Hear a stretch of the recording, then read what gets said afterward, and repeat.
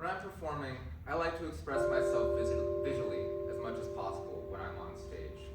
I like to groove and dance and smile with the music. I believe that energy I give will get translated to the audience and heighten their experience. If it doesn't look like I'm enjoying the music, then why should they, you know?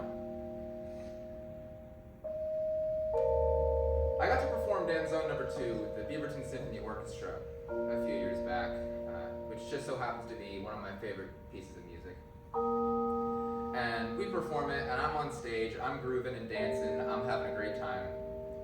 And during intermission, I go out into the lobby and mingle around as I normally do. And I get stopped by a woman who's in her later years, and she gives me one of the coolest compliments I've ever been given.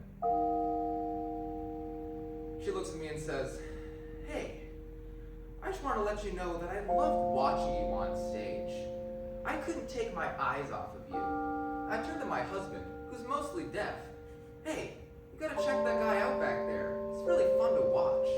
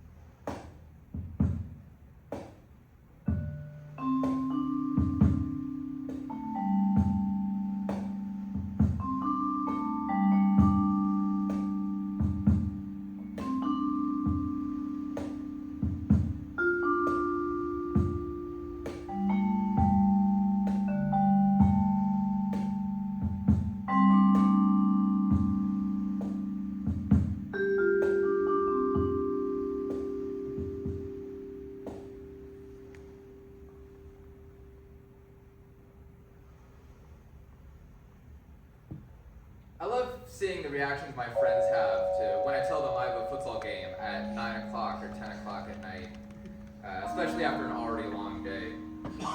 I remember one of my friends asking me, "Jolan, why do you do this to yourself?" My answer to that question couldn't have come any faster. It's the best part of my week. And it's true. Getting out on a court and running around and kicking a ball as hard as I can has done unimaginable things for my mental health these last few years. But on one team I get to play on, I get to play with my mom. My mom was my first ever soccer coach growing up, and continued to be for many years on many teams. I credit her with my ever-growing love of soccer. So getting to play with her now is really special. Unfortunately, due to some knee problems, her futsal days are waning, and I'm going to be moving away soon anyways, so I try to enjoy every moment I have out there with her.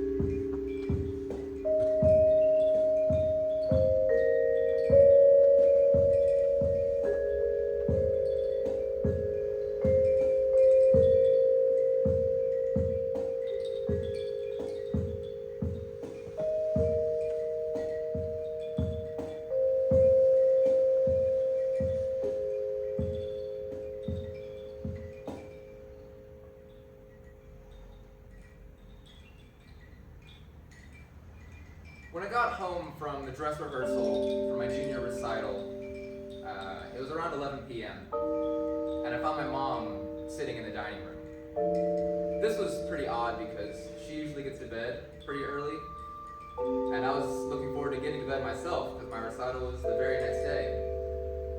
But just as I was making my way upstairs, my mom informed me that my cat, Powder, hadn't returned home from her daily adventures outside and was missing. And suddenly, in that moment, I completely stopped caring about my recital. I'd spent 7 months on it, I put my heart and soul into that project, but that all went away. I spent as much time as I could that night and the next morning looking for her, because it's all that mattered to me. Now, eventually I did have to perform the show, and it went very well. And miraculously, 7 weeks later, Powder was found. But I'm never gonna forget that moment when I thought I had everything under control. I thought I'd prepared for every possible outcome, just to be blindsided by something else entirely, leaving me entirely helpless.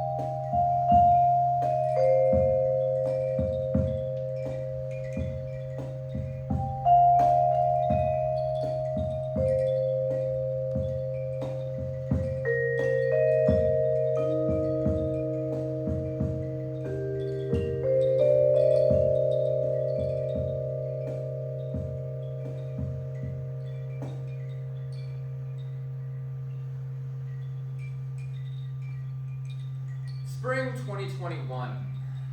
Global pandemic, bad breakup, the looming threat of college left me in a pretty dark depression. On the way back from a trip to see my brother, I had a layover in Seattle where I decided to watch an animated movie titled The Mitchells vs. the Machines. It's a story about a young woman named Katie as she goes off to college, also to study the arts, in her case film, and the road trip she takes with her family to drop her off at school. Despite watching this movie on my laptop in a crowded airport terminal, it ended up being one of the greatest experiences with art that I've ever had in my entire life.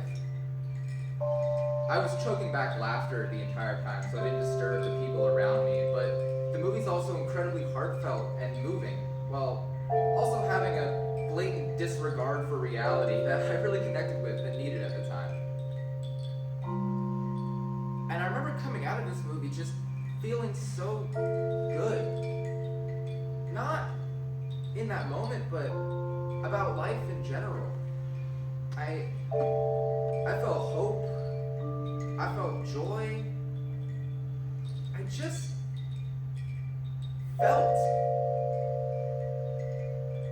I hadn't felt in so long. And it reminded me why I do this. It reminds me of the power of art and the oasis it provides. I do this because I know that if I can make something that does for someone else a fraction of what that movie did for me, then I know this will all be worth it.